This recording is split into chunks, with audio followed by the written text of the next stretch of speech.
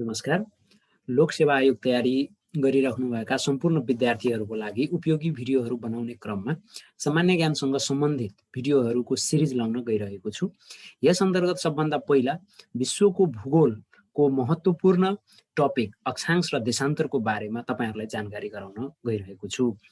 यसमा सबभन्दा तपाईँ आफ्नो स्क्रिनमा एउटा विश्व मानचित्र हेरिराख्नु भएको छ। यो मानचित्रमा केही ठाडो रेखाहरू तानिएको छ र केही तेर्सो रेखाहरू तानिएको छ। यी रेखाहरूमध्ये जति पनि रेखाहरू छन् त्यसलाई दुई प्रकारका नामाकरण गरिएको छ। एउटा रेखाहरूलाई अक्षांश रेखा भन्छ, एउटा रेखालाई देशान्तर रेखा भनिन्छ। त्यसकै बारेमा आज हामी भिजुअलाइज गरेर यसलाई बुझ्ने कोसिस गर्नेछौँ। सबभन्दा पहिला तपाईँ यहाँ माथि हेरिराख्नु भएको छ। माथि जुन टप हेरिराख्नु भएको छ यो पृथ्वीको सबभन्दा उत्तरी ध्रुव हो। उत्तरी ध्रुव हो। यो ध्रुवलाई जेनिथ भनेर भन्छ।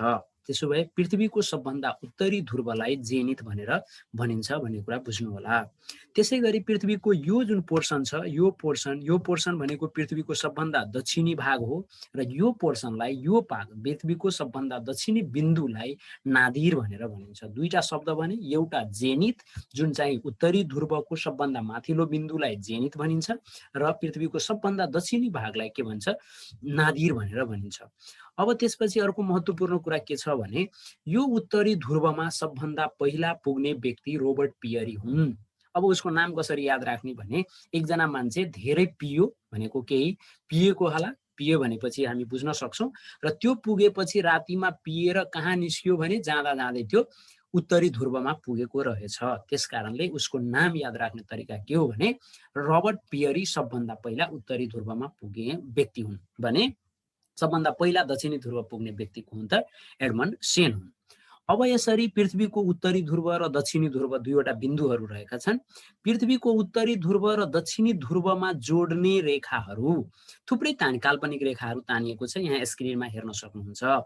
यी रेखाहरू मध्ये संसारका सम्पूर्ण वैज्ञानिकहरू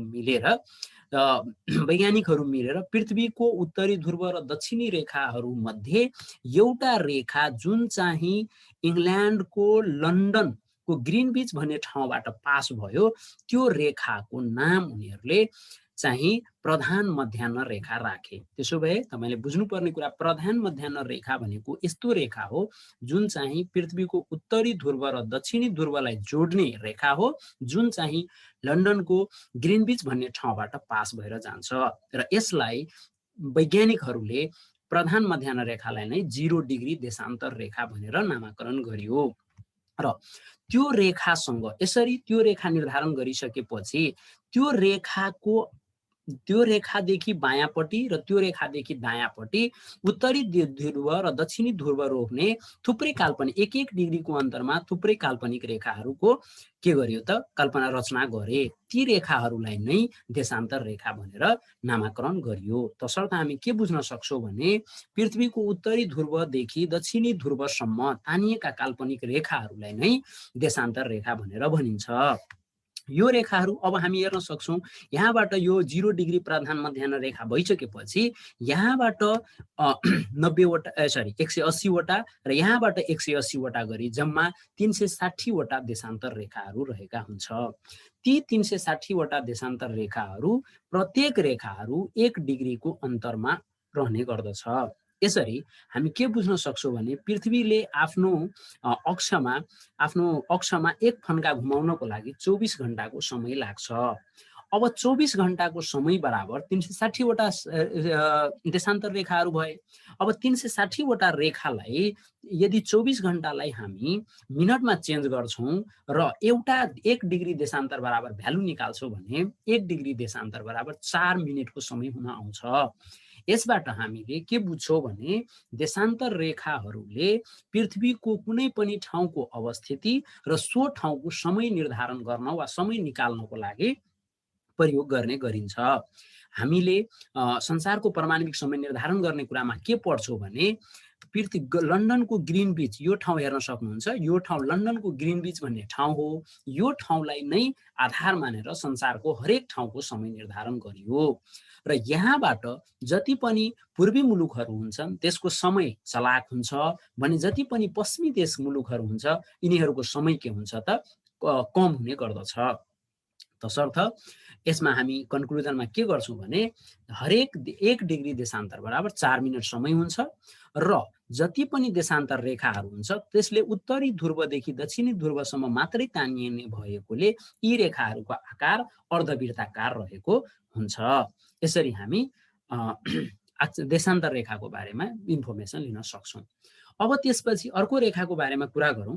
पृथ्वीको सतहमा तानिएको काल्पनिक रेखाहरू जुन चाहिँ पृथ्वीको चारैतिर गोलाकार वृत्ताकार रूपमा तानिएको हुन्छ ती रेखाहरूमध्ये बीचको रेखा जसले पृथ्वीको सतहलाई 2 बराबर भागमा विभाजन गर्छ, उत्तरी गोलार्ध र दक्षिणी गोलार्धको रूपमा विभाजन गर्छ, त्यो रेखालाई चाहिँ भूमध्य रेखा भनेर भनिन्छ।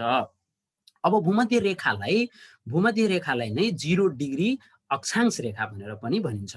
यसरी भूमध्य रेखादेखि समानान्तर हुने गरी, यहाँ शब्द नि होला, भूमध्य रेखादेखि समानान्तर हुने गरी तानिएको रेखाहरू, भूमध्य रेखादेखि समानान्तर हुने गरी तानिएका रेखाहरूलाई के भनिन्छ भने अक्षांश रेखाहरू भनिन्छ।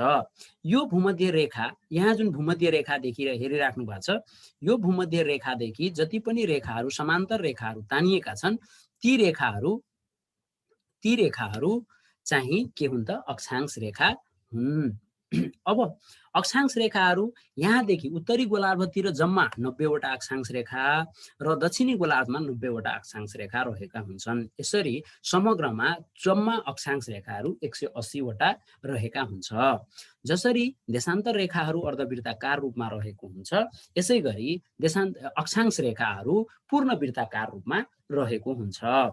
अब जति पनि अक्षांश रेखाहरू रहेका छन् त्यो सम्पूर्ण 1 डिग्रीको अन्तरमा ती रेखाहरू रहेको हुन्छ र 1 डिग्रीको अन्तरमा रहने भएकोले ती 1 डिग्री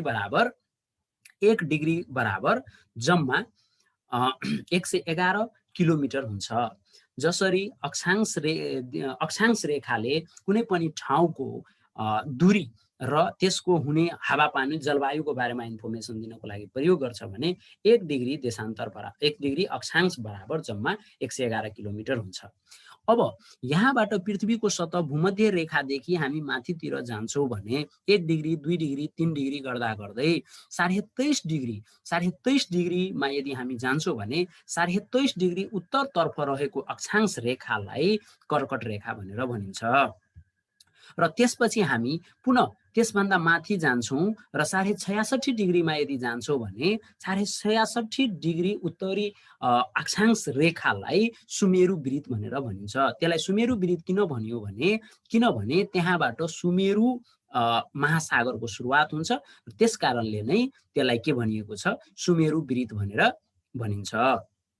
अब त्यसपछि त्यसै गरी मध्य रेखादेखि तलतिर वा दक्षिणी गोलार्धमा जान्छौँ र 23.5 डिग्री यदि हामी दक्षिणी गोलार्धतर्फ जान्छौँ भने त्यो रेखालाई मकर रेखा भनेर भनिन्छ। त्यसो भए भूमध्य रेखादेखि 23.5 डिग्री दक्षिणतर्फ रहेको अक्षांश रेखालाई मकर रेखा भनिन्छ। र यसलाई यदि कन्टिन्यू गर्दै यदि जान्छौँ र 66.5 डिग्रीमा जान्छौँ भने 66.5 डिग्री दक्षिणतर्फ रहेको अक्षांश रेखालाई कुमेरु वृत्त भनेर भनिन्छ। कन्फ्युज के नहुनु होला भने माथितिर रहेको 23.5 डिग्रीलाई कर्कट रेखा भनिन्छ र 66.5 डिग्रीलाई सुमेरु वृत्त भनेर भनिन्छ।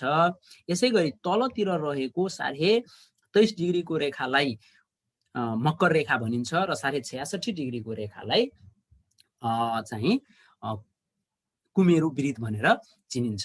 यसरी हामी अक्षांश रेखा र देशान्तर रेखालाई प्यारलेल फर्ममा राखेर अध्ययन गर्न सक्छौँ। एकचोटि कन्क्लुजन लास्टमा गरौँ। देशान्तर रेखाहरू उत्तरी ध्रुव र दक्षिणी ध्रुवलाई जोड्ने रेखाहरू हुन्। त्यसमध्ये 0 डिग्री देशान्तर रेखालाई प्रधान मध्याह्न रेखा भनिन्छ। देशान्तर रेखाहरूले कुनै पनि ठाउँको अवस्थिति र त्यसको समयको बारेमा इन्फर्मेसन दिन्छ। 1 डिग्री देशान्तर बराबर 4 मिनटको समय हुन्छ। देशान्तर रेखाहरू चाहिँ पूर्ण रूपमा वृत्ताकार नभई अर्धवृत्ताकार आकारमा रहेको हुन्छ र जुन चाहिँ ग्रिनविच भन्ने ठाउँबाट गएको देशान्तर रेखा जसलाई प्रधान मध्याह्न रेखा भनिन्छ, उक्त रेखाको आधारमा संसारको हरेक देशको समय निर्धारण गरिएको छ र यसरी समय निर्धारण गर्ने रेखाहरू जम्मा देशान्तर रेखाहरू जम्मा 360 वटा हुन्छ। त्यो 360 वटा रेखाहरूमध्ये 180 डिग्री देशान्तरको रेखालाई अन्तर्राष्ट्रिय तिथि रेखा भनेर भनिन्छ। जुन अरू रेखाहरू अर्धवृत्ताकार हुन्छ भने अन्तर्राष्ट्रिय तिथि रेखा बाङ्गो टिङ्गो हुन्छ। सम्झिनु होला, अन्तर्राष्ट्रिय तिथि रेखा जुन चाहिँ 180 डिग्री देशान्तरमा रहेको हुन्छ त्यो बाङ्गो टिङ्गो हुन्छ। किनभने यदि अर्धवृत्ताकार रेखा तानियो भने कुनै पनि मुलुकको बीचबाट जान सक्छ र यस्तो गर्दा त्यही देशको एउटै समयमा देशमा दुईवटा तिथि हुन आउँछ।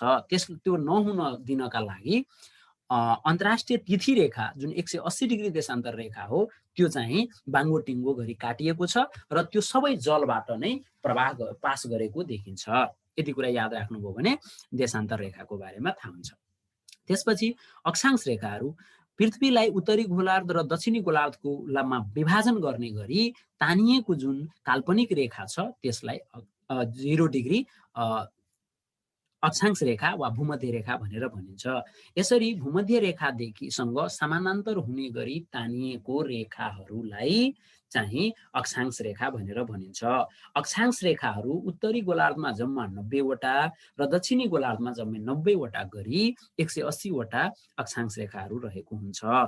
त्यसमध्ये 27.5 डिग्री उत्तरतर्फ रहेको अक्षांश रेखालाई कर्कट रेखा भनेर भनिन्छ भने 23.5 डिग्री दक्षिणतर्फ रहेको रेखालाई अक्षांश रेखालाई मकर रेखा भनिन्छ। यसै गरी माथितिर 66.5 डिग्री उत्तरी गोलार्धमा रहेको अक्षांश रेखालाई सुमेरु वृत्त भनेर भनिन्छ भने 66.5 डिग्री दक्षिणतर्फ रहेको अक्षांश रेखालाई चाहिँ कुमेरु वृत्त भनेर भनिन्छ। र जति पनि अक्षांश रेखाहरू छ 1 डिग्रीको अन्तरमा रहेको हुन्छ र 1 डिग्री बराबर 1 डिग्री अक्षांश रेखा बराबर 111 किलोमिटर हुन्छ र यसले पृथ्वीको सतहमा रहेको कुनै पनि ठाउँको जलवायुको अवस्थिति, त्यसपछि उक्त ठाउँको अवस्थिति र त्यो ठाउँको दूरीको बारेमा सूचना दिने गर्दछ। यति कुरा तपाईले याद राख्नुभयो भने अक्षांश र देशान्तर रेखाको बारेमा जुनसुकै प्रश्न आए पनि राम्रोसँग सल्भ गर्न सक्नुहुन्छ। यति कुरा गरे। अब आगामी भिडियो म विश्वको भूगोलको सिरिजको रूपमा ल्याउने बाचा गर्दै तपाईहरुसँग अहिले बिदा हुन चाहन्छु। धन्यवाद।